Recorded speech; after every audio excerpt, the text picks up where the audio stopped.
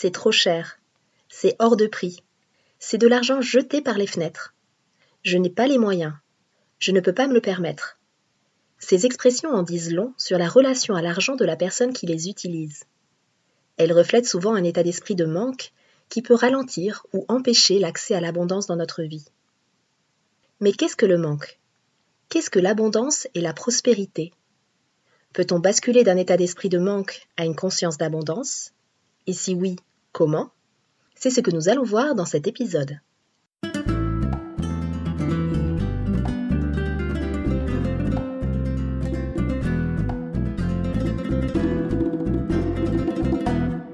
Bonjour et bienvenue dans le podcast Les Dessous de l'argent. Je m'appelle Delphine et je suis coach de vie spécialisée dans la relation à l'argent. L'argent est encore un sujet tabou dans de nombreux pays et il peut susciter chez les gens des émotions très fortes et très variées, allant de la joie au dégoût, en passant par l'admiration, la frustration, la honte, la colère et la haine. Comment l'argent, qu'il soit réel ou virtuel, peut-il avoir un tel impact ? Que se cache-t-il derrière le Graal argent ?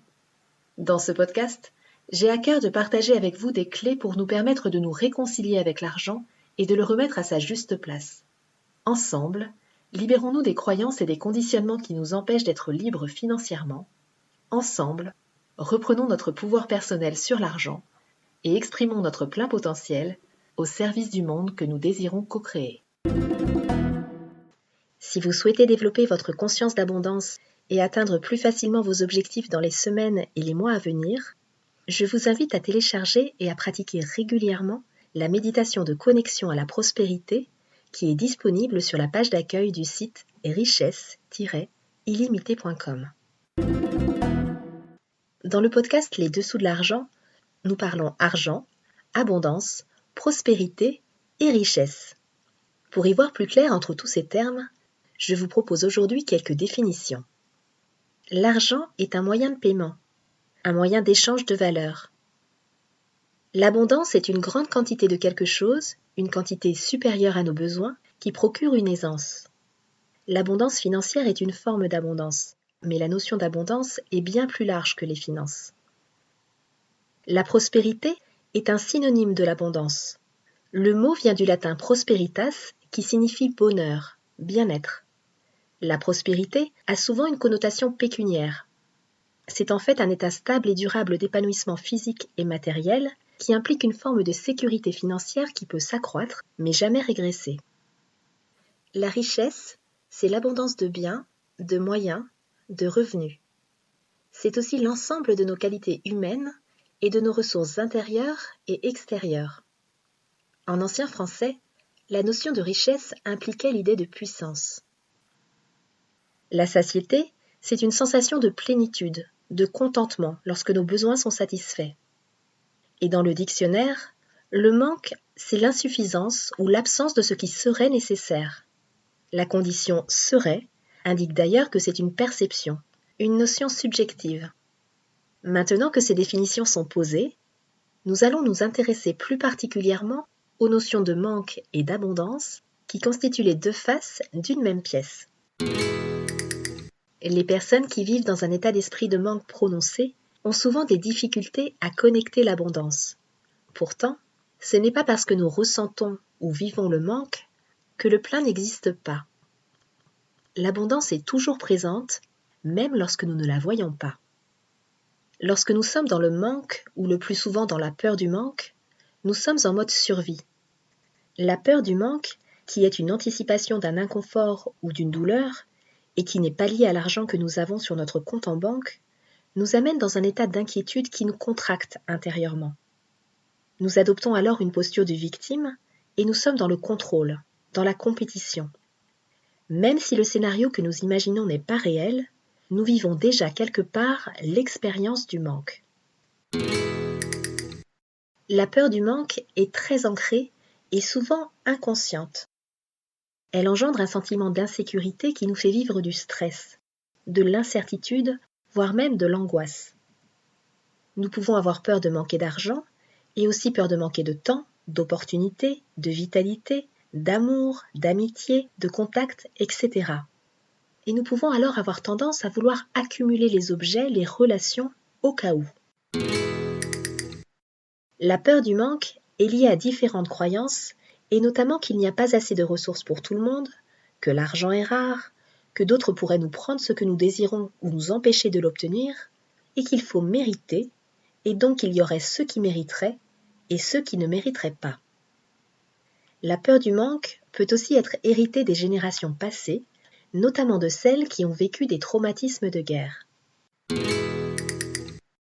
L'abondance et le manque se vivent sur différentes dimensions de notre être, physique, émotionnelle, énergétique et mentale. L'abondance est aussi très liée à la spiritualité. Quand un être humain ressent de la plénitude, de la richesse et de la gratitude, il n'a qu'une envie, contribuer et partager ce qu'il ressent et possède avec les autres. L'abondance est aussi notre essence.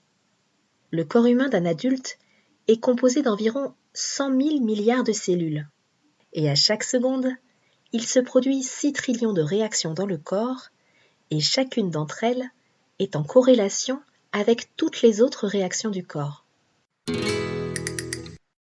La conscience d'abondance ou de manque est une question de perception et de focus. Sur quoi choisissons-nous de porter notre attention ? Est-ce que nous focalisons sur les manques ou les pertes potentielles ? Ou est-ce que nous focalisons sur ce qui est déjà là, ce que nous apprécions et sur ce qui sera là demain ? Une des définitions de l'économie est l'affectation des ressources rares en s'appuyant sur le désir d'accumuler. Notre société est ainsi basée sur la consommation, la création du manque et la comparaison pour que les gens dépensent tout le temps. Plus de 54% des Français redoutent de se retrouver SDF, même quand le pire n'est objectivement pas à craindre.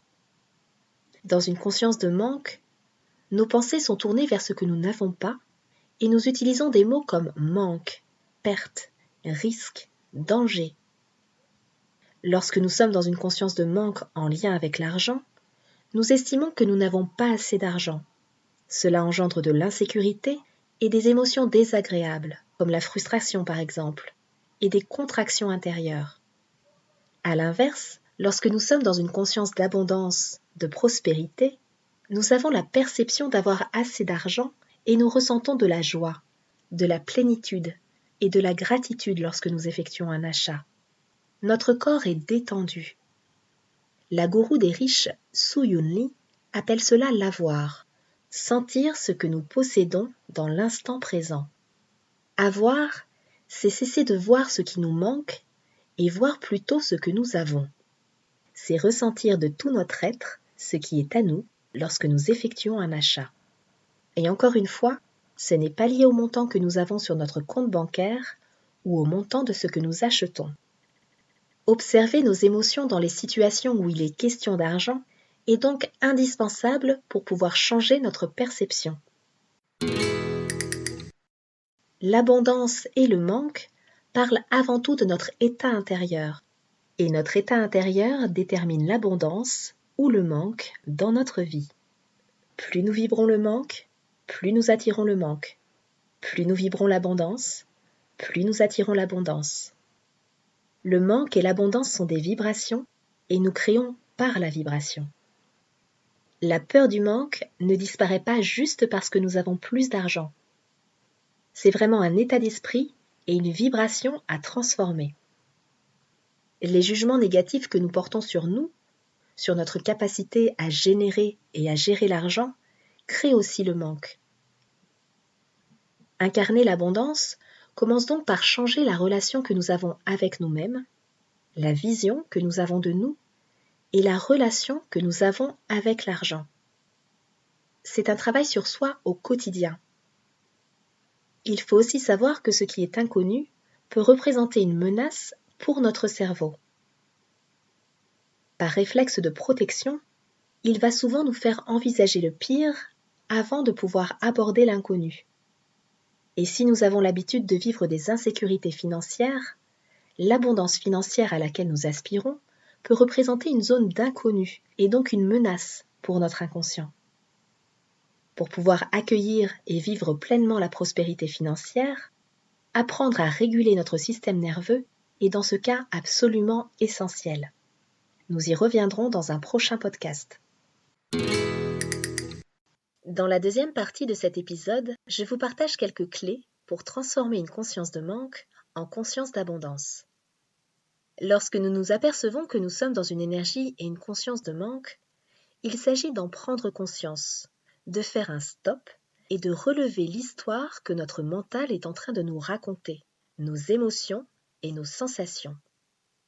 Une fois que c'est fait, nous pouvons changer de perspective et nous demander ce qui pourrait nous rapprocher davantage de l'abondance. Cela ne signifie pas qu'il faut se mentir à soi-même et se faire croire que tout va bien dans notre vie. Nous pouvons alors nous autoriser à accueillir et à faire circuler l'énergie d'abondance en nous. Cette énergie circule beaucoup plus facilement et librement là où il y a de l'aisance, de la respiration, de la décontraction. C'est donc un recentrage à faire chaque jour et même plusieurs fois par jour si nécessaire pour pouvoir reprogrammer notre cerveau et notre corps pour l'abondance.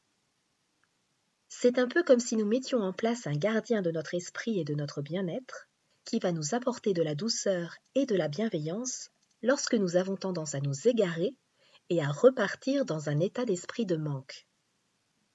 Et c'est tout à fait normal que cela arrive. C'est vraiment important de se déculpabiliser par rapport à cela. Lorsque nous sommes dans une conscience de manque, nous avons tendance à nous comparer aux autres, et nous avons souvent l'impression que c'est plus facile pour les autres, et notamment pour ceux qui gagnent beaucoup d'argent. Nous avons l'impression que nous n'avons pas les mêmes prédispositions à la richesse et au bonheur. Il est important de comprendre que ce n'est pas parce que nous avons par moments une pensée de manque ou d'insécurité que nous sommes une personne insécure, avec un état d'esprit de manque. Cela ne nous définit pas. C'est juste que notre mental aime prendre le dessus et nous raconter des histoires basées sur ce qu'il connaît déjà. De mon expérience jusqu'ici, il n'est pas possible d'être toujours aligné avec l'abondance. Il s'agit simplement de reconnaître le mécanisme qui est en train de se jouer lorsque nous retombons dans une conscience de manque sans nous en apercevoir et de faire ce qu'il faut pour se réaligner. Pour cela, nous pouvons par exemple nous poser quelques questions. De quoi avons-nous le plus peur de manquer ? Qu'avons-nous le plus peur de perdre ? Qu'est-ce qui se cache derrière cette peur ? Comment pouvons-nous réduire cette peur ? Comment pouvons-nous nous approcher un peu plus de l'abondance ? Pour cela, s'entraîner à voir l'abondance autour de nous est vraiment important, comme avoir un toit sur la tête, avoir des jambes, des yeux, des bras, de quoi manger, etc. L'abondance est un ressenti, et nous sentir abondant, riche, prospère, en sécurité est possible à tout moment, peu importe le contexte extérieur, parce que l'abondance se situe avant tout à l'intérieur de nous. C'est à nous de nourrir l'énergie d'abondance au quotidien. Ce sera alors plus facile de rester aligné lorsque nous traverserons des moments plus compliqués dans notre vie. Développer un état d'esprit aligné avec l'énergie de la prospérité implique d'avoir confiance en la vie et d'adopter des croyances soutenantes. Lorsque nous pensons que la vie est dure, qu'il faut mériter, que le sort s'acharne sur nous, nous accentuons la vibration et le ressenti de manque. Et lorsque nous ressentons du manque, nous sommes dans le besoin. Lorsque nous avons besoin ou que nous manquons de quelque chose ou de quelqu'un, nous lui donnons notre pouvoir. Si nous manquons d'argent, nous remettons notre pouvoir à l'argent et nous allons désespérément chercher à combler notre manque. L'énergie de la prospérité est dans le désir et pas dans le besoin.